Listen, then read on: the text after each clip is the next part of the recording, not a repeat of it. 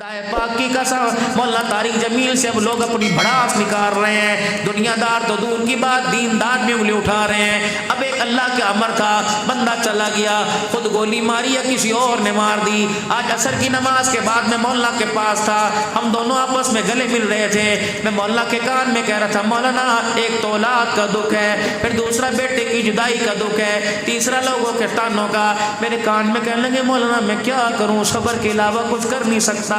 پھر مسجد میں ان کے پیچھے نماز پڑھی، پھر دوبارہ گلے مل کے آیا۔ میں نے کہا مولانا انشاءاللہ میں آؤں گا کہ ضرور آئیے گا، اس وقت رس ہے۔ میں نے کہا مولانا اللہ کا حکم ہے، خدا پاک کی قسم ماں کی گود اجڑ گئی، باپ کا سارا اجڑ گیا، لیکن میں نے اپنے اللہ اکبر موبائلوں پہ فالوور بڑھانے شروع کر دیے، کمنٹس لینا شروع کر دیے۔ ہمارے چینل کو لائک کرے، ہم تمہیں بتائیں گے بیٹا کیسے مرا۔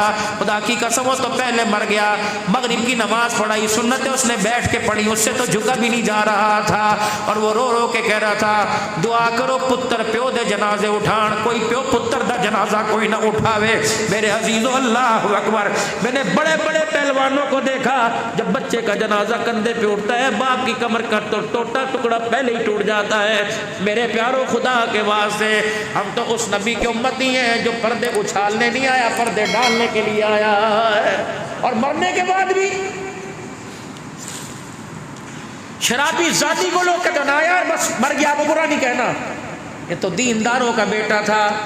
تم اس کی تھوڑی سی کوتاہیوں کو دیکھ کر میرے عزیزوں سے بدنام کر رہے ہو، اس کی تم علمی محنت کو، اس کی دعوت کو نہیں دیکھتے۔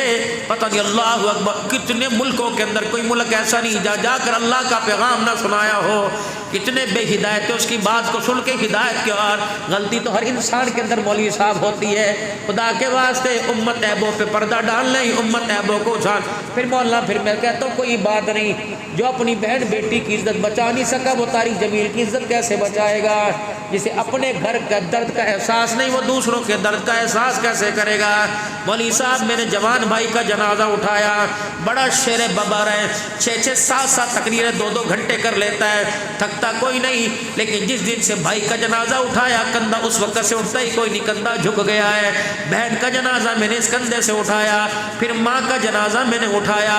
اللہ اکبر، ماں گئی تو ساری زندگی ہنسیاں ہی لے کے چلی گئی، اب یہ کوئی مذاق ہو جاتا ہے، ہنسی آ جاتی ہے۔ پھر دکھوں میں پالنے والی، دکھوں میں دعائیں دینے والی، میرے عزیزو اللہ اکبر، سردی گرمی کی پرواہ کیے بغیر بچوں کو سنبھالنے والی، اس ماں کو کہتے ہیں ٹھنڈیاں چھاواں، وہ ماں ٹھنڈی